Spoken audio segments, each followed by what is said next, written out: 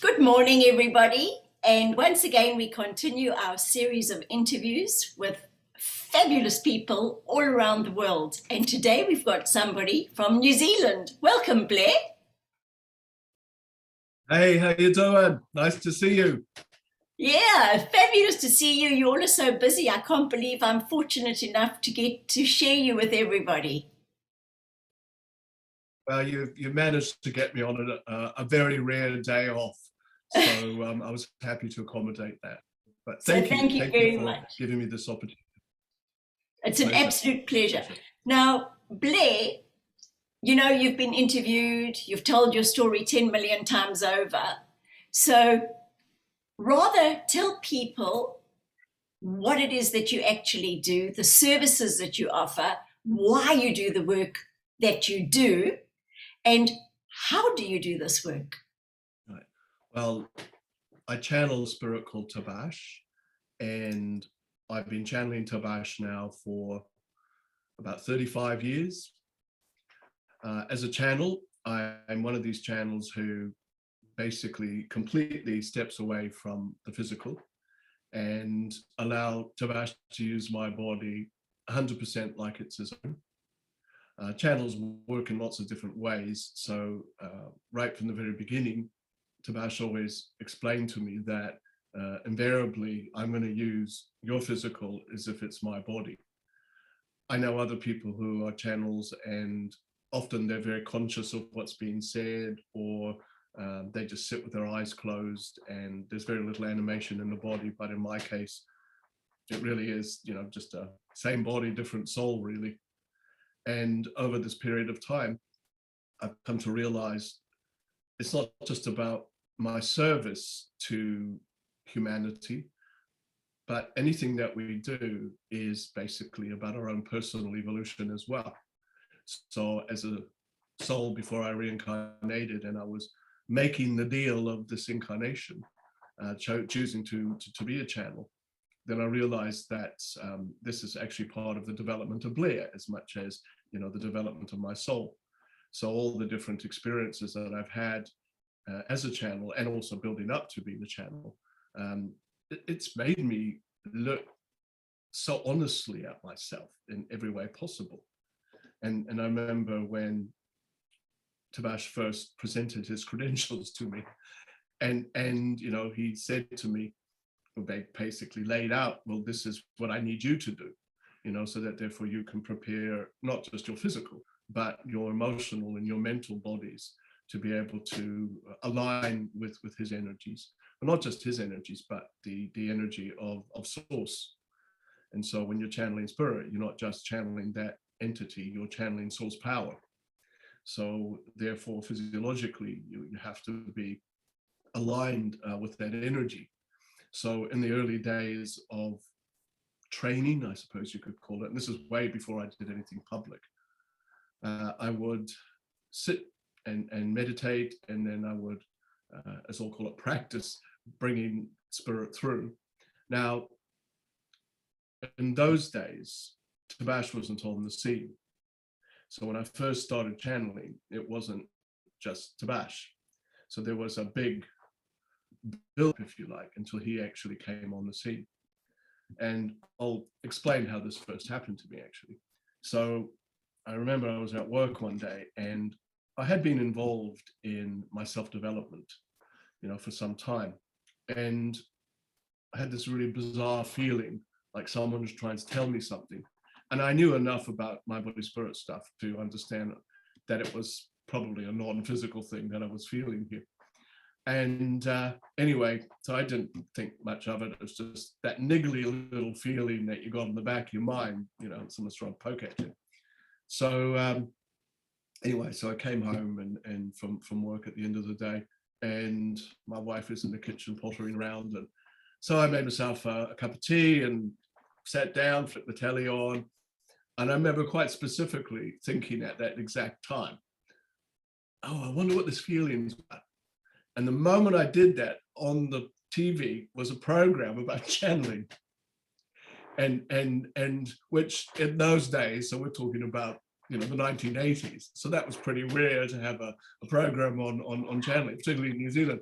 And anyway, and I just straight away I thought somehow what I was feeling was connected with this.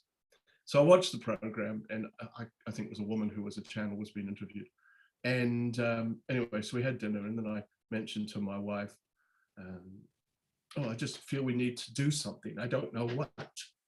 So when I explained to her about the feeling I've been having, and we'd been doing lots of meditations and things like that over the years. And so we decided, well, let's see what happens. So, and I mean, I had no idea what channels were or anything like that. And to tell you the truth, I had never ever been to a medium or a psychic or a channel. And so I had no idea about what to expect at all. So we sat, I laugh when I think about this now. So it was so typical. We lit candles, turned the lights off, and sat at the table, held hands.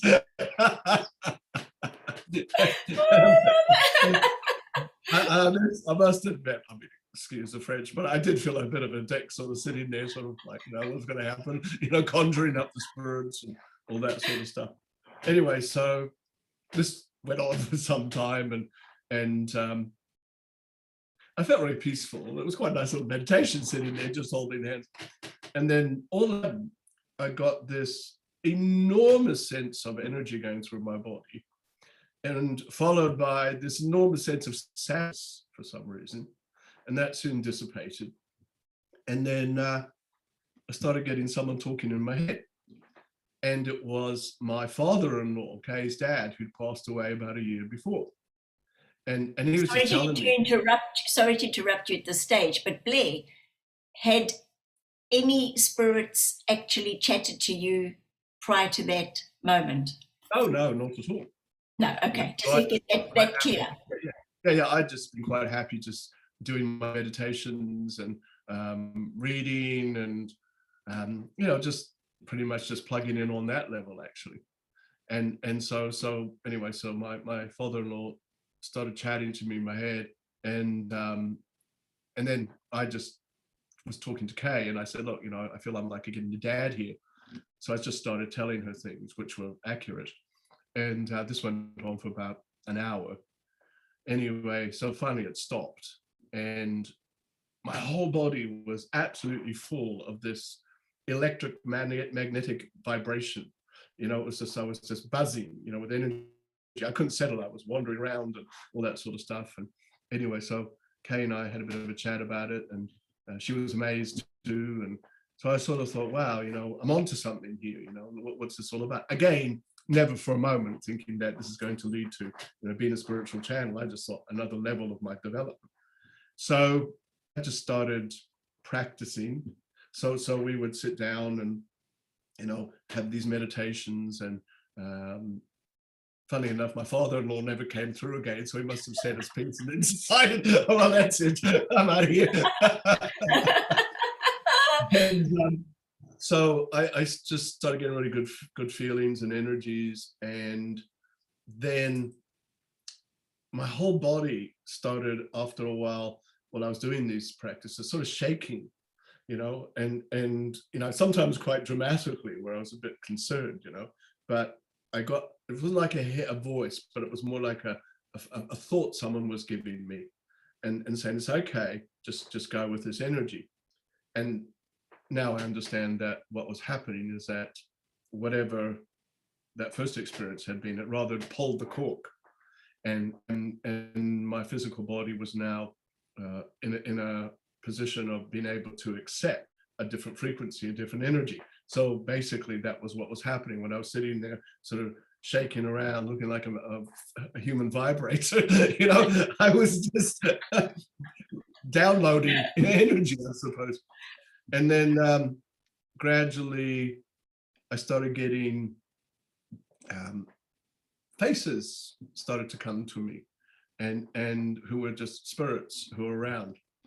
And they were just these really gentle energies who started working with me, and then they, you know, give me information, and I would just relay it. And I had my eyes closed, and I'd be just sort of sitting like that, and they'd just be. And to interrupt you again, so that the audience know, that were then communicating with you Were those your Sorry. guides, or were they just Oh, entities that needed messages? well, I suppose you could say they were both, guides, but they were obviously energies who wanted to say their piece or whatever. And they're just like gentle philosophies, actually, and Okay. nothing major and deeply meaningful or anything like that. And so we just kept doing this to the degree where we were doing this every night. And then little by little, as my physical body got used to working with these different high levels of frequency, then I started attuning to specific souls, and who really were, coming through with quite interesting stuff. And then one time I was having this meditation, and we were preparing, if you like, for this. And I got this enormous sense of joy that just presented itself to me. And then this man appeared in my mind's eye. And I just knew that he had been a father of mine in a previous life. Wow. And like way back, many thousands of years ago. And his name was Astanya. And even now talking about it makes me feel emotional, because he presented himself to me, and he said, I'm your father. And it was like this big reunion, that was the most extraordinary feeling. Anyway, I ended up channeling him for maybe 3 years. And it was just, again, getting my body used to what was about to happen. Again, I still had no idea about anything else.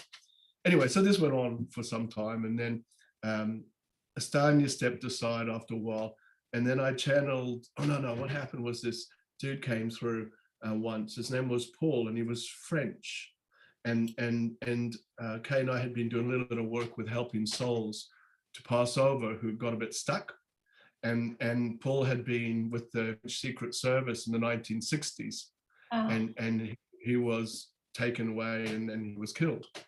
And so he came through. So we helped him, go through. Then he came back one day and said, I've been assigned to you to work with you for a certain amount of time. For I think it was about a year. And then he said, look, I can't come through you anymore, because there's someone else going to be coming through.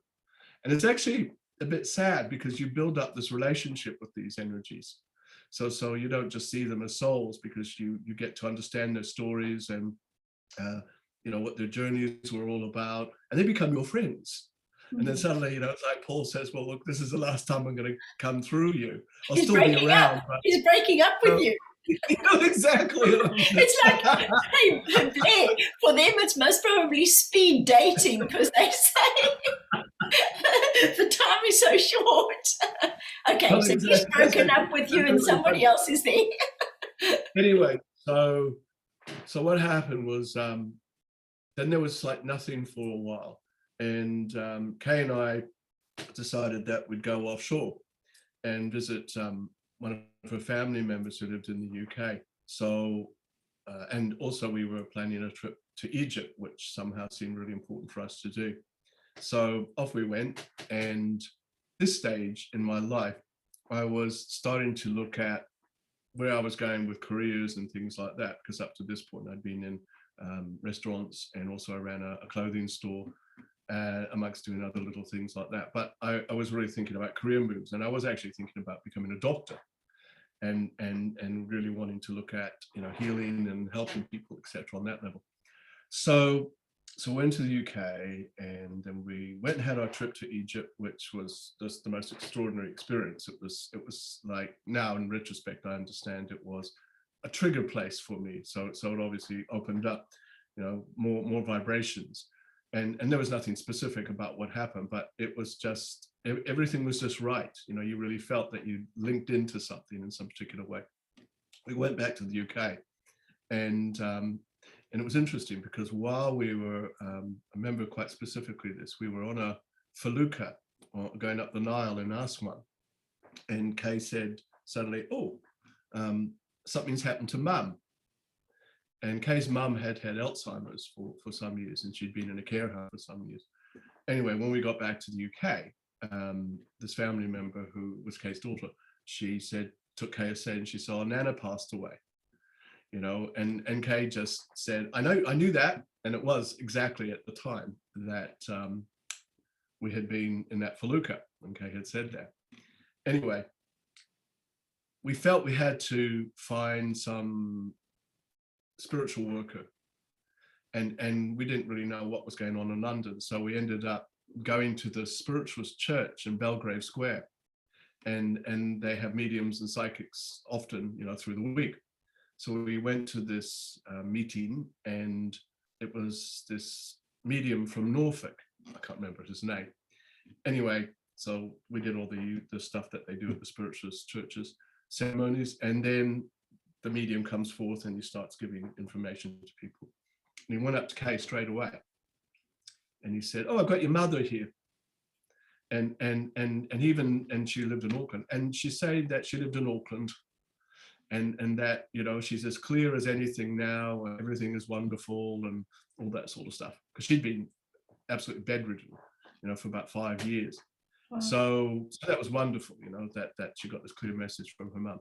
And he turned to me and he sort of peered at me, and then he said, Spirit wants to talk to you about your career moves and the choices that you're making.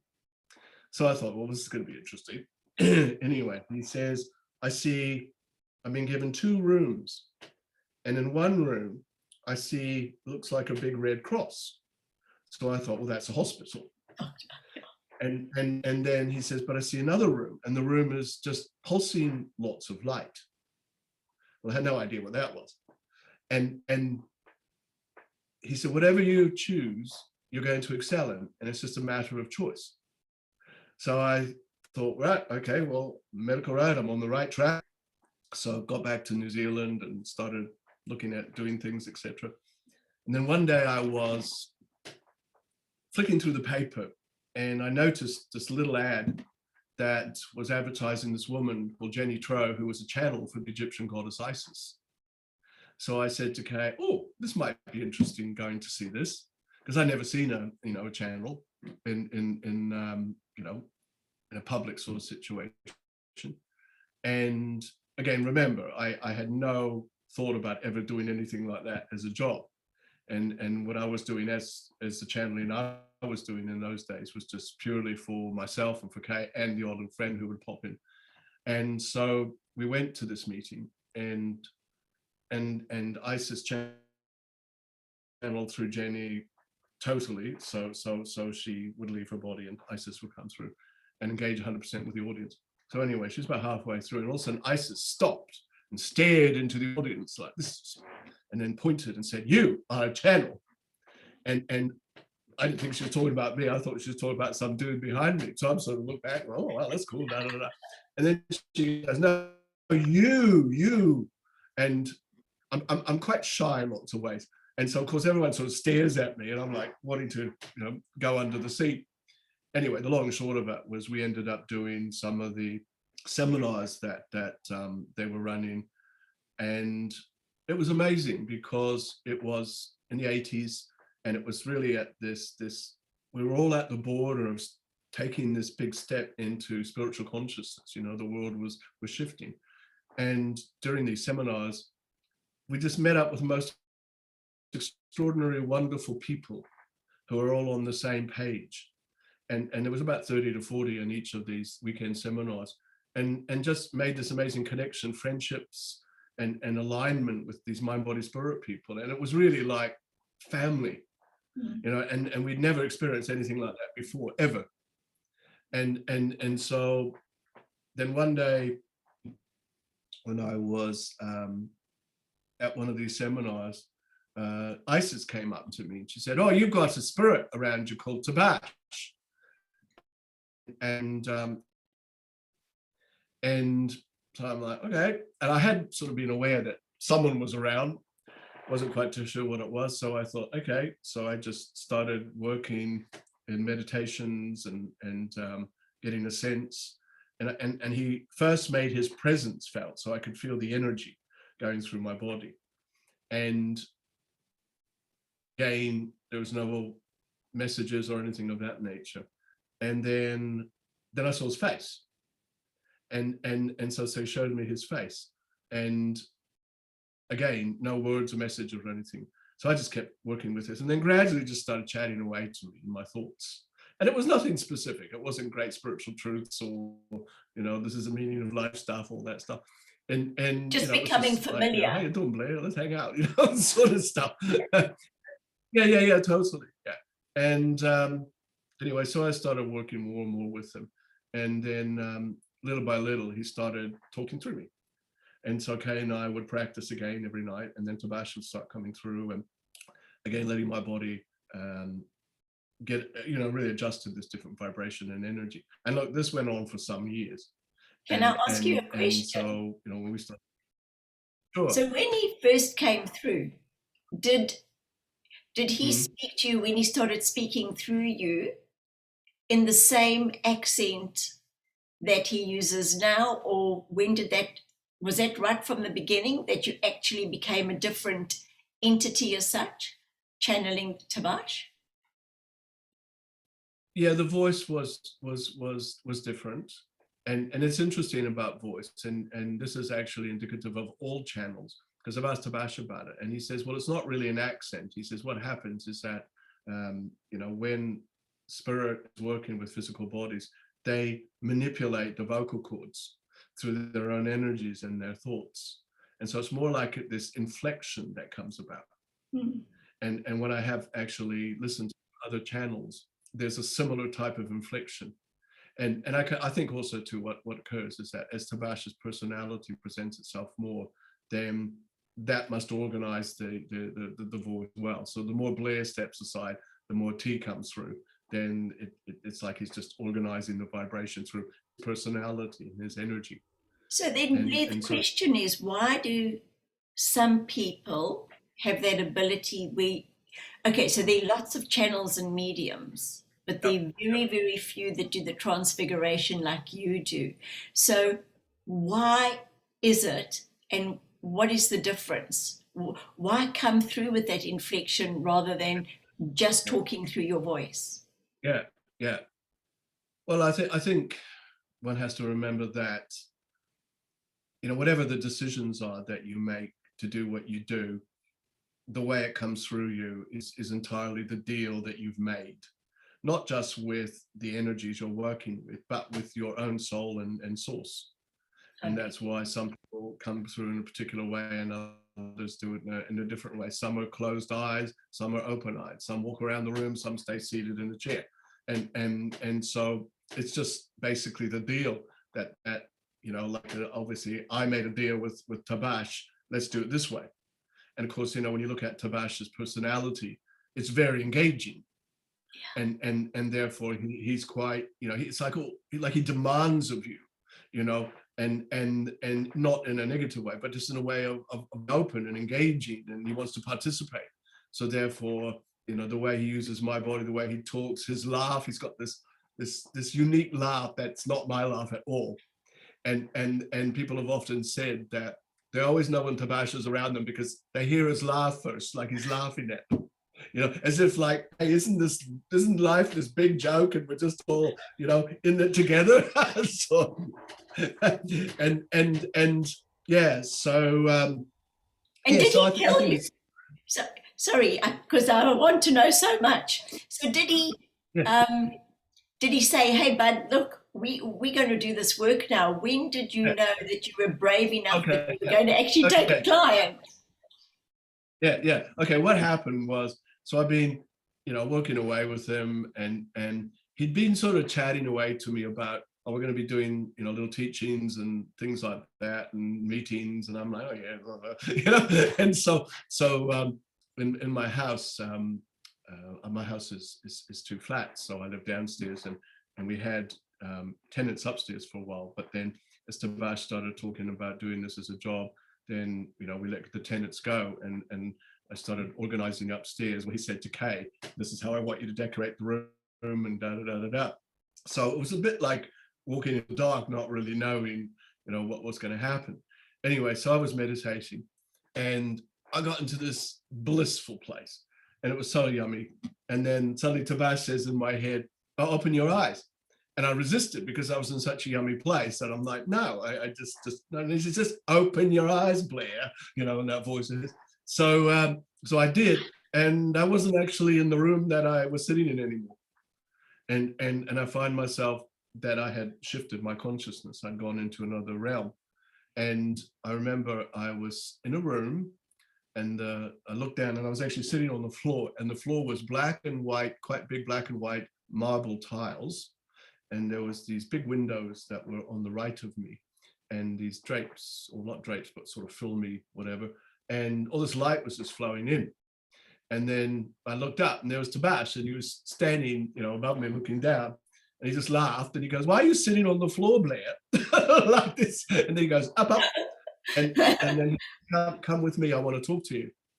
So we just went and sat on these chairs, and he just started talking to me about the work that we were going to be doing, the arrangement that we had made.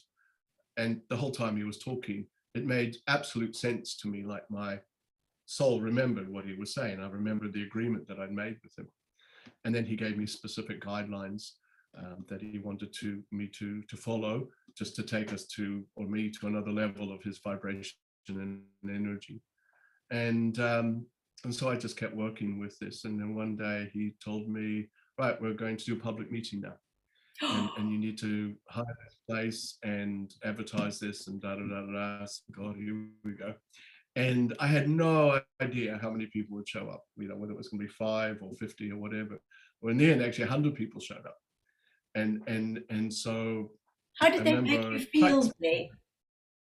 Oh, quite nervous, because, you know, I'm, like I said, I'm a bit of a shyish person. Yes. So to suddenly walk down the center of the aisle, and my heart's racing like anything, and, you know, just having no idea what was going to happen. Yeah. So anyway, so Tabash came through and gave really, you know, I suppose pretty, for what, as opposed to what he does today. You know, in those days it was pretty just basic, you know, spiritual teaching. But, you know, it was, people just loved it. It was just amazing. And that was the beginning of it all. So I started doing the odd little meeting now and then. And then the Spiritualist Church got on to me and said, would you be interested in, you know, speaking? And I find it interesting, because when you go to Spiritualist churches, you know, the medium will come up to the person and say, oh, can I speak to you, please? You know, Tabash wouldn't do that. He'd just go up. So when are you going to get marriage sorted out? When are you going to get your business dealt with? And stuff like this. So there was none of the niceties of, do you mind if I come over and talk to you? And then he'd also, you know, come up with a beautiful teaching of some sort. Invariably, what we ended up doing is creating our own, we called them meditation teaching evenings, where we ran those every month for 12 years. Wow. And so we hired this enormous theater, which sat 200 people. And we printed a calendar, and Tabash would do a teaching first, and then he would take the audience through meditation, but he would use music, and it would just weave a story around it. And every night, every time we did this, we would fill the seats up, 200 people. And it was an extraordinary thing. And I also used it as a place to introduce other light workers, you know. So what I would do is that I would, you know, introduce a healer, and they could go on stage for 10 minutes and have a bit of a chat about, you know, what their work was. And so it was a good place for people to see what was happening, who was around, etc. So this was in the early 90s by this stage. But Blair, perhaps you could do that now. Maybe once a month you could do that. There's such a need. The biggest thing that I hear over and over is, I'm so lonely and I've got nobody to speak to and connect with. Yeah.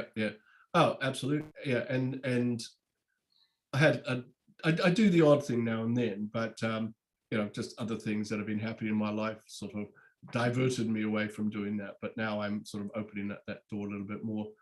So so we had a radio program for a couple of years called Talking with Tabash, and we started it off first as a like a talkback thing where people could ring up and ask Tabash questions, and he would talk and teach and stuff like that. But invariably, I ended up changing that, because people were just asking really silly questions like, you know, Tabash, I'm just ringing up, can you tell me when my house is going to sell? You know, or Tabash, can you tell me, you know, is there a man in my life, and all that sort of stuff. And it was just like, you know, It was just ridiculous. It was like a magazine column. They were treating him like he was Aunt Daisy or something. So then we changed the format, and Tabash interviewed people. And I've got a huge cross section of people I know. So we had someone who was the race relations conciliator here in New Zealand.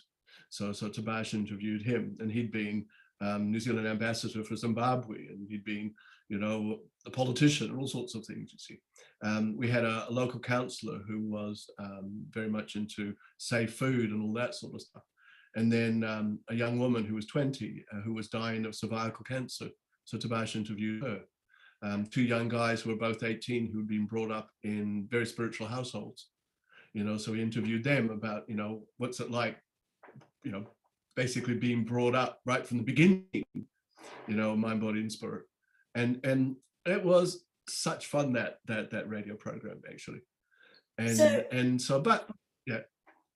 So Blair, what impact does Tabash have on people who've had sessions with him? Because I'm saying with sessions with Tabash, because you take a back seat and Tabash comes through, although it's, you know, it's Blair, Styra, and Tabash. Yeah. So why is it that you do this work? What is it that absolutely fills your heart? Well, yeah, obviously people come for all sorts of specific reasons, and I've had people who contacted me and say, well, you know, Tabash saved my life. You know, he totally pointed me in a direction which opened up a door for me and turned a light on for me. For some people, it's been a clarity in a business deal that they've been working with. You know, people come to see him for all sorts of ways. So it's not just spiritual stuff. It's life. They come to talk to him about life. And obviously, you know, when people come to things like myself, and they have issues perhaps which they need to look at. Sometimes it's relationship issues. Sometimes it's something's shifted in their life that they need a perspective of. Sometimes it's health issues. Sometimes it's their spirituality and their growth, and they want to understand. And so, yeah, I remember I had an email from someone just recently who came to see Tabash about 15 years ago. Anyway, so they sent me this email saying, I just wanted to thank you for the session that I had with Tabash all those years ago. And they said, at the time, it made absolutely no sense at all. And he's sort of saying all these things, and I'm like, what are you talking about? No, that's not going to happen. Anyway, and they said, it happened exactly the way he said it. And so it's just, I mean, he wasn't talking in timeline sense, he was just talking. And they said it totally just astounded them one day. They suddenly stopped and thought, oh my God, this is exactly what Mr. T was talking about. And so that was quite nice to get that. I did a lot of work with, and still do, people who are dying and families, etc. I've even run a seminar with a good friend of mine and colleague, Hetty Ronberg, who's a doctor. And she and Tabash have run a seminar on grief and spirituality. It's beautiful. And we've had not just, you know, people who are dying and that, but we get, you know, medical practitioners who attend the seminar. That's a gorgeous, that is such a beautiful service for humanity. Oh yeah, totally. So, but I always think about something Tabash says, which is our message to the world is our life. And so I suppose, you know, what I'm doing is just simply my message. And okay, it's developing me, but then it's also me serving humanity, you know, in the way that I do. And it's an interesting point to make, because when I was about 6 years old, and I was born in Canada, and I spent the first 11 years of my life there. And where we lived, we were sort of up this mountain area and lots of forests and beautiful scenery. And I used to wander around as a 6-year-old in the forests and never feel fear, but always sense that I was with something. I used to call it the something more. I used to say, oh, I'm going to go and see and find the something more. And I didn't know about spirit or anything like that, and I would sometimes come across the most glorious places where I would just sit. The beauty of these places was amazing. And then if I would ever try to find that place again, I would never find it. And I realize now that I'd stepped into some parallel existence or little special place. But also right up the end of this big long road before it went up into big mountains was the local cemetery, which I used to go and hang out. And so here's a 6-year-old wandering around all the graves. And I just felt such peace. And it always made me happy to go and wander around. And so this is in the 1960s. And whenever there was a funeral cortege coming through, I'd always hide behind the hedge, in the hope I might see a body or something like that. So you've been hanging with the dead for a very long time. That's your crew. Totally. But there was there's this little grassy knoll in the cemetery area, and it had about 3 pine trees planted on the top. And I don't know what it was about this place, but whenever I would sit there, I would cry. I would cry for something that I'd lost, and like I was remembering a place that wasn't on earth. And I would just sit there like I wasn't upset. It wasn't like it was a sad feeling. It was just this longing, probably is the best word. And even now, if I see an area exactly like that, well, I don't start crying, but I feel this sense of longing for that place. That's something more. And when we were going for Sunday drives and I would see something that reminded me of the something more, I would always go, something more. Oh. Because my parents would be looking at me like, what? What are you talking about? I said, There it's something more. Yeah, totally. Absolutely. Yeah. Okay. So it was always there, obviously, the alignment with God, the alignment with spirit. Okay. So now I'm going to change it up. And I'd actually like to thank you, because when we were in Peru and I had those spontaneous outbursts, I didn't know that you could control it, that spirit's not in control of you, you're actually in control of yourself. So if this is happening to anybody else that is listening, could you just tell them exactly what you told me?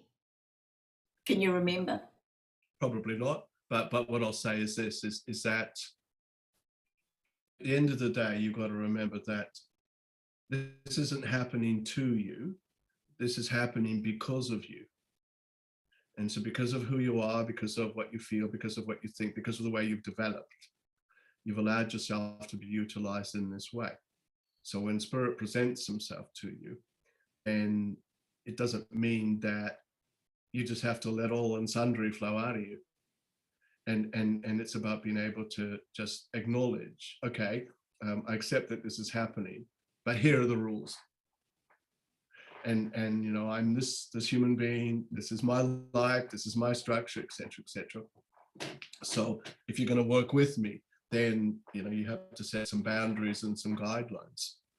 And rather than just be like this human telephone where no one hangs up. And so I even in the early days, Tabash would download energy into my body. And I remember once being woken up because Tabash was hovering over me, sort of like this. And of course, I woke up because the energy was going to my body. And of course, the first thing you're going to do if someone's hovering over you is yell like that. And anyway, so I said to him, look, that's my sleep time. That's the time. And he goes, oh, sorry, I sometimes forget you're in time zones. And I said, yeah, well, just do it in a different way, please. And yeah, you have to set rules, you have to set guidelines. Also, I think you've got to sit quietly with yourself for a moment and think, okay, and this is happening. How do I feel about this? What do I think about this? Does this feel normal to me? Does this feel natural to me? Do I like the feeling of what I'm working with? And so, I know that there are people who, just basically open themselves up to, every Tom, Dick, and Harry, so to speak. And of course, like you have in human terms, you're going to have spirits who just want to have fun and play around a little bit. And they're not malicious, but they're just a bit cheeky. So do you protect yourself? Do you need to protect yourself? I've never been one to protect myself, because the way I put it is, as Tabash has taught me, we are all God. And so for myself, I always think, well, if I'm a God working through my body, then what have I got to protect myself from? And so I don't put walls of light of protection and all that sorts of stuff around me, because I think if you do that, then it's like you're assuming that there's negative stuff up there. So you see, I've never done that, and I always thought that if you are working with God or Source, and they are working with you, that automatically you're going to be looked after as such. And people told me that I'm very naive. Oh no, that's a very human perspective of things. And I mean, in all due respect to the way other people work, it's just the way I work. And it just completely makes sense to me that, okay, if I'm a God in a man's body, if you're a God in a woman's body, then, you know, we're working with the ultimate vibrations and energies. And so therefore, the natural boundaries are set up. And okay, obviously I've got, you know, my own instincts, as you have as well. So, but I must admit, I've never felt any negative frequencies or energies like that at all. So how quickly do you go into Tabash now? Does it have to, is it a process, or do you just sort of do it like this, or how does it work? Well, it's now, I mean, it takes like 10 seconds, 15 seconds or so. It's not a long process at all. I think that's because after all these decades of doing that, you know, we've just got the alignment so quick, bang, you know, it's just there. And I mean, in the early days, it would take maybe 5 minutes as my body, you know, still adjusted to the frequencies. It was a bit like, you know, getting the engine going, you know, and getting the momentum up. And he's always there. He's never off duty. No. He's just, well, I mean, everything's just always there, you know. It's like when you want to watch TV, you just turn it on and the stations are on, you know, it's like that, you know. And of course, but in spirit, you never get any power cuts or you know, things like that happen, Wi-Fi disconnections. So you never not disconnected. All of us are always disconnected because people somehow feel that some people have got a connection and others don't, but it's just they haven't found their dial. We are all connected to Source all the time, you know, absolutely all the time. But relative to, again, what you choose to create. So if you want to create alignments with more lifelines, as I'll call them, well, then you do. And then that's when you have people who are more sensitive and more aligned, you know, to those dimensions on other unconscious levels. But we are all have it all the time. And as we develop our idea of ourselves, then that's when we make a decision about how much more do we want to see, how much more do we want to feel, how much more do we want to experience. And that's not just in spiritual terms, that's our own natural qualities. How much more of my confidence do I wish to have, or my power do I wish to have, or my communication do I wish to have? So you know, from my perspective and the way I've understood it, what do we got available to us? Life. And what's in life? Everything. And so our belief in ourselves determines how much of that we're going to experience. And so obviously in human terms, because we get so caught up into our emotions, our fears, etc., well, then that rather dilutes what is possible for us. And then that's when we have to find ourselves or sort something out as such, as opposed to, hang on, just stand still, just remember who you are.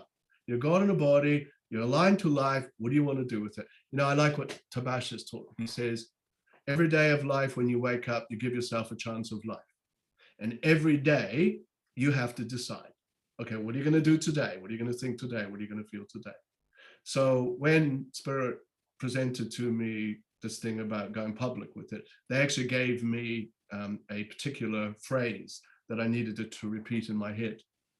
And so in the beginning, that's what I did to be able to, it was like the passcode had to get out and so they could come in. I don't have to do that anymore. That just, so obviously the passcode is just ingrained in every part of my being. Save this password. Totally. No, that's absolutely, yeah. And never once have they said, you know, it's time to upgrade your password or anything of that nature. And didn't he give you a prayer, or did you come up with that prayer yourself? Was that from the Lord God of my being prayer? Yes. Yeah, no, that is a Tabash. So he created that because someone said to him once, what's a good way of just quite easily and simply breaking old cycles? So he created this Tabash prayer, to be able to do that. Do you want me to give it to people now? Would you? Yes, please. Yes, please. Yeah, I'm sure absolutely. people would Yeah. absolutely love to have it. Yeah. No, it's a lovely prayer, and it's just simply this: from the Lord God of my being, I empty myself, mind, body, and spirit, of all that limits me, of all I'm attached to that no longer serves me, of all I'm addicted to that does not profit me. I ask forgiveness of all those who I may have hurt in this life, in any life, in any way at all. I forgive all who have hurt me in this life, in any life, in any way at all. I forgive myself for all the ways I have hurt myself, for the times I did not pay enough attention in this life, in any life, in any way at all. And now I choose to be at peace, always, in all ways. And Blair, that is so beautiful and it's so freeing. And don't you have that on your website? Yeah, I do. Yeah, so people can print it out if they want. But I do that all the time. Yeah. Tell people how they can get hold of you. Right. Well, just go to tabash.com. And spell it for them because they might not know how that is actually spelled. So Tabash. So just simply tabash.com. And yeah, all the info's there. And yeah, it's and they can make bookings with you? Yeah, they can do that. Yeah, so they just have to follow the criteria on the website, and then I get back to them. I'm one of these people who likes to have a personal alignment with people. So rather than just fill in a time and a date and stuff like that, then they contact me, and then I like to have a little bit of an alignment. I think that's important. I think that if anyone is reaching out in what I do and other people do, making that personal connection is rather like linking in, with a bit of a lifeline, and it's a very personal thing, a very spiritual personal thing, and so, obviously for some people it doesn't work, but obviously for some it does. And I have noticed, because Tabash is quite upfront, he's very, very upfront sort of energy. So when he talks to people, he doesn't talk a whole lot of ambiguous new age sort of stuff. He's a very good mentor, a very good teacher, a very good coach, a very good advisor, and lots and lots of different ways. And so I do get people who, I don't know, maybe they just want to have like a fortune telling, or, treat it like you would treat, or let's go and have your tarot cards done, or go and see that medium in the fairgrounds sort of stuff. And of course, when Tabash comes through and he's just like this, it's quite. He's so good, Blair. Oh, thank you. Yeah. So I'm actually going to tell people exactly how good he is. So when we got back from Peru and then we had the lockdown, and 3 of the girls from Peru said to me, have I had a session with Blair, with Tabash? And I thought it was so odd that 3 all at the same time. And I thought, okay, maybe you've got to, wake up here, girl. Maybe this is like a little hint. And my dad had just died and I hadn't told anybody. And I went to the lake and had a chat to my dad. And then I had a booking with you. And the very first thing Tabash said is, I've got your father here.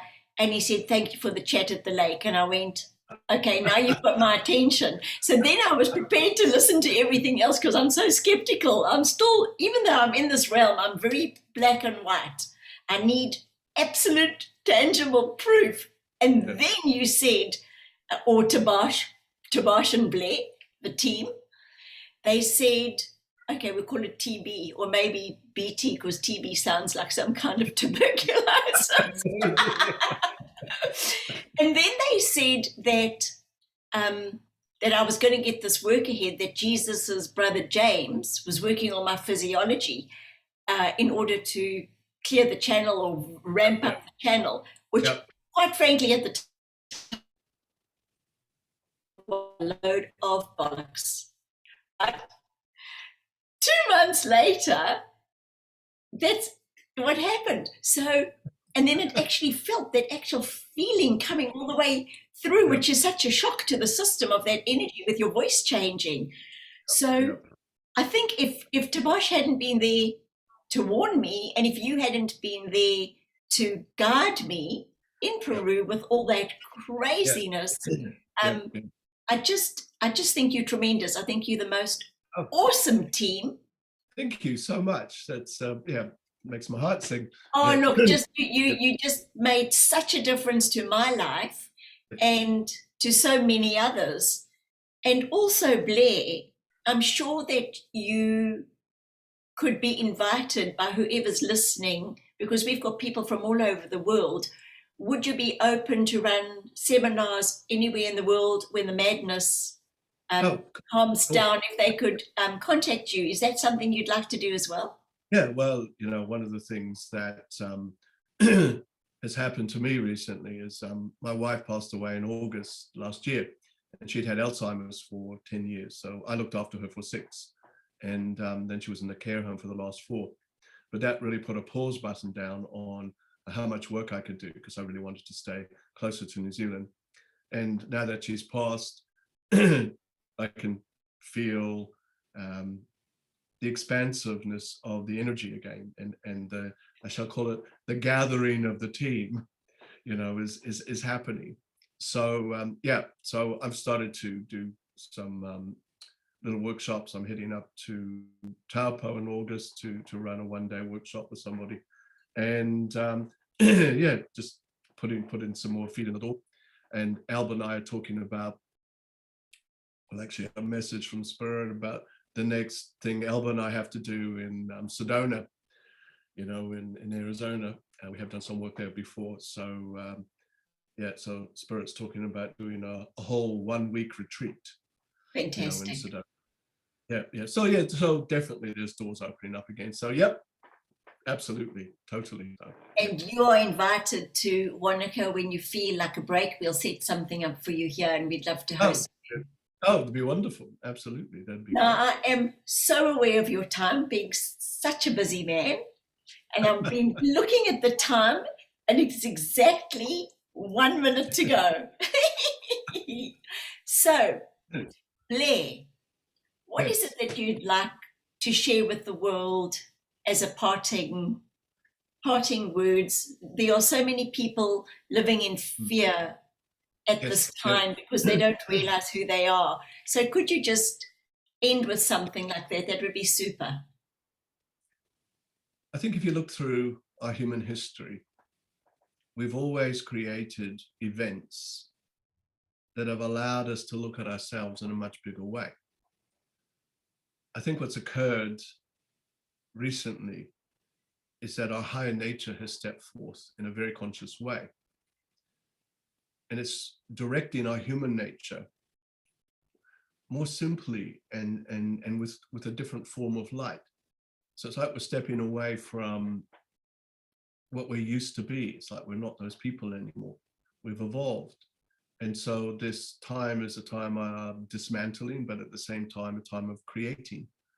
And therefore, what we were saying before about every day of your life, you wake up, you have a chance to create again.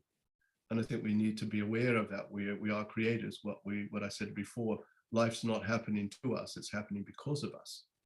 And so therefore here we are seeing more of what we are. And therefore, if we see more of what we are, we have more to work with. And that doesn't have to be, big spiritual stuff. It could just be more confidence, more clarity, more understanding, which invariably, leads to turning more lights on. And I like what Tabash says about enlightenment means to be in light of life. So here's our time where we are now more in light of life. So we see more. So thank you for allowing me to talk today. Oh, look, I just know that you're going to touch so many hearts. And if somebody wants to book with you, what kind of a waiting list can they expect at the moment? At the moment, my bookings are from the middle of August. Okay, so better get onto it sooner than later. And Blair, do they have to come and? No. Or how do you do it? We do Skype, Zoom. People can come and if they're local, or I get people coming from all places just for the day. I've had people fly in from Australia actually just to have a session and then fly back the same day. And so because they wanted the the physical experience. And it's interesting because I've had this is actually quite funny. I did a lot of meetings, personal sessions with people who were part of a group in the States, and they all had sessions with Tabash. And then this guy who was running the group, he organized me to do some work with them in Sedona. And anyway, so I went over there and I was in the car. And of course I got out, they sort of looked at me and went, "Oh, you're really tall. We thought you were short." Because of course they used to see me sitting down, I suppose. and that's what people often say to me when they meet me for the first time. "Oh, you're quite tall," And so I mean, I'm not huge, but yeah, I just thought that's quite funny actually. So anyway, c'est la vie. So there are so many things I didn't ask you, but you know what it's like. It just goes its own little way, and I just loved it. And thank you so much. And until next time. Absolutely. Yeah. Lots of love to you, and look forward to seeing you when I do. And thank you to all your viewers. I really appreciate you all. So much love to you all, and just blessings to you all in this amazing time that we're living in. You're all doing an amazing job just by being you. So thank you. Thank you, Blair.